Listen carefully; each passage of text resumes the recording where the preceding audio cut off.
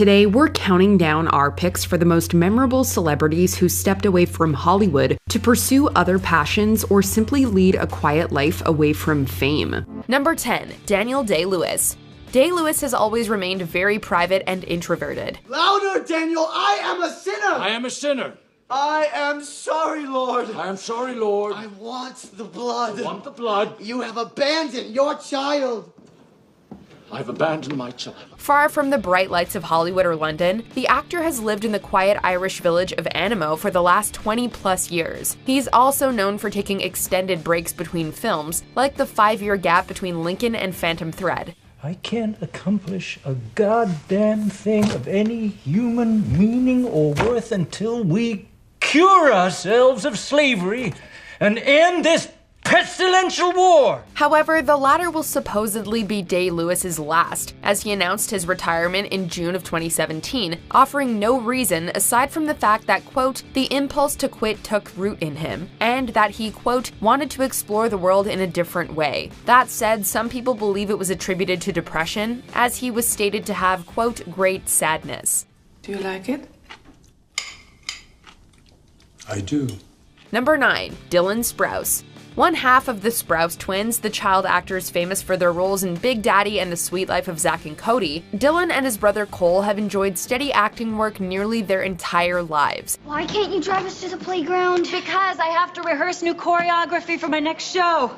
Mr. Mosby thinks I need some younger moves. But while Cole landed the role of Jughead on Riverdale and starred in the 2019 film 5 Feet Apart, Dylan has taken a radically different path in life. It's been a quiet few months in Riverdale.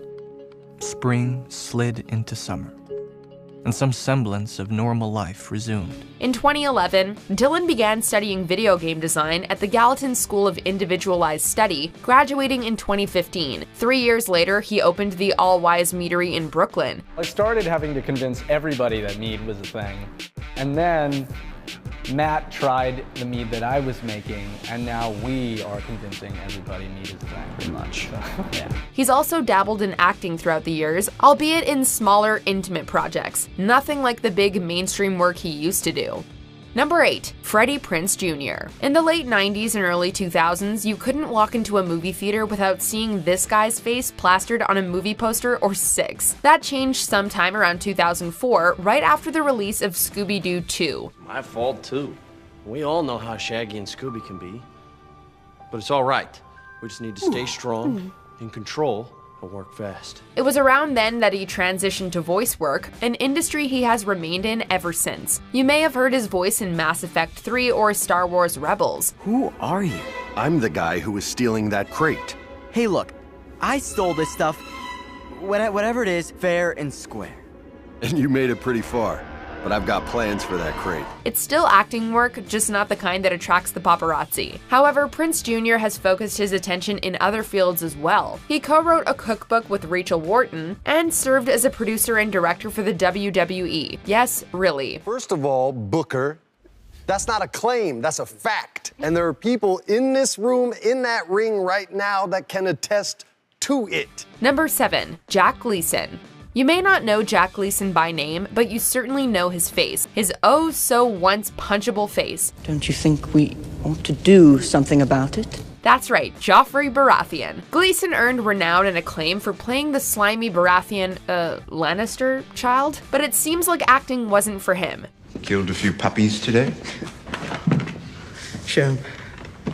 Come on, show him. Gleeson announced his retirement after wrapping up Game of Thrones, telling Entertainment Weekly that he had stopped enjoying it and didn't want to turn it into a lifelong career. He subsequently studied theology and philosophy at Dublin's Trinity College, where he graduated in 2015. 5 years later, Gleeson returned to the screen, albeit in much more muted roles than the one he gained popularity for. Killing you would send your brother a message.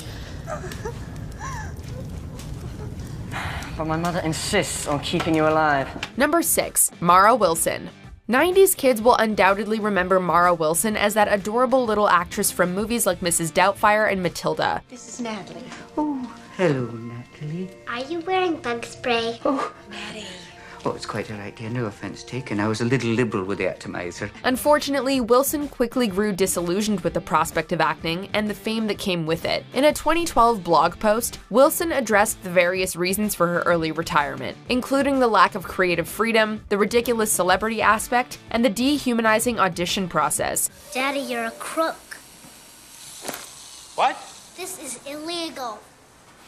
Yeah, keep drilling. Do you make money? Do you have a job? No, but don't people need good cars? Can't you sell good cars, Dad? And while she has left acting behind, she's still in the creative fields. She's lent her voice to BoJack Horseman and the famous podcast Welcome to Night Vale, and she's written both a book and a play. The latter was performed at the New York International Fringe Festival in 2013. But before you fold the omelet, I'd like the chef to hold the pan up and whisper his, or her, dreams into it. Number 5. Gene Hackman. A legend long before he played Little Bill Daggett in Unforgiven, a role that earned him a BAFTA, Oscar, and a Golden Globe, Gene Hackman is notoriously private and rarely gives interviews. I says, give me over your pistol. I ain't drunk. Ordinance says you got to turn in your firearms to the county office, day or night. Perhaps he sees no need, or maybe he just doesn't want to. Regardless, during one such rare interview with Larry King in 2004, Hackman announced he would be retiring. Let me bust one! I want to bust it! I want to bust it! Don't! Let me talk to it! You got a friend here, buddy! You got a friend! This left 2004's Welcome to Mooseport, a political satire in which he co-starred with Ray Romano, as his final film, save a piece of narration for a Smithsonian documentary. Since then, he's focused on writing and has published 2 novels as a solo writer, Payback at Morning Peak and Pursuit. Some guy's following me. Who? I don't know. It has something to do with the assignment last week. Number 4. Rick Moranis. After first finding fame with the Canadian sketch comedy series Second City Television, Rick Moranis successfully transitioned to major Hollywood productions. What sign are you waiting for? Gozer the Traveler. He will come in one of the pre-chosen forms. With prominent roles in franchises like Ghostbusters and Honey, I Shrunk the Kids, Moranis quickly became a household name. What are you saying, Nick?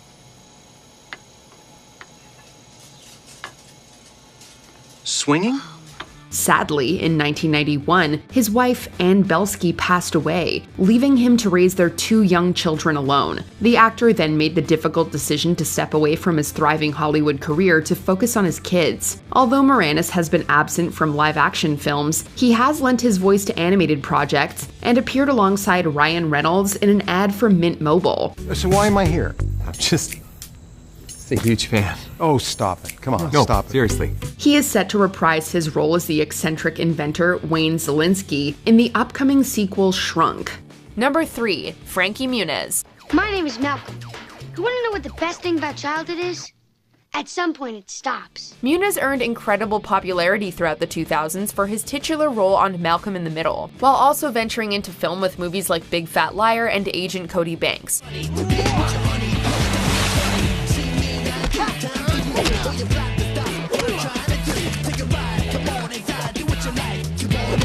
Shortly after Malcolm wrapped in 2006, Muniz announced his retirement from acting and subsequently ventured in race car driving, performing music, and managing a band called Astro Lasso. And aside from a recent stint on Dancing with the Stars, Muniz is taking it easy with his partner Paige Prince. They currently co-manage a specialty olive oil shop in Arizona called Outrageous Olive Oils and Vinegars. I'm Frankie Muniz. And I'm Paige Price. And we are the owners of Outrageous Olive Oils and Vinegars. Number 2. Cary Grant.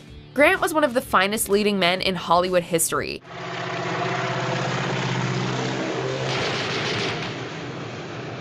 He could do it all, from suave romantic leads to screwball goofs to the dark and introspective characters of Alfred Hitchcock. Grant eventually retired in 1966 in order to raise his newborn daughter Jennifer in peace. By then, he had also grown disillusioned with the direction of Hollywood, believing that the golden age, for which he was a major part, was ending. All right, but would you mind if I put on something more formal?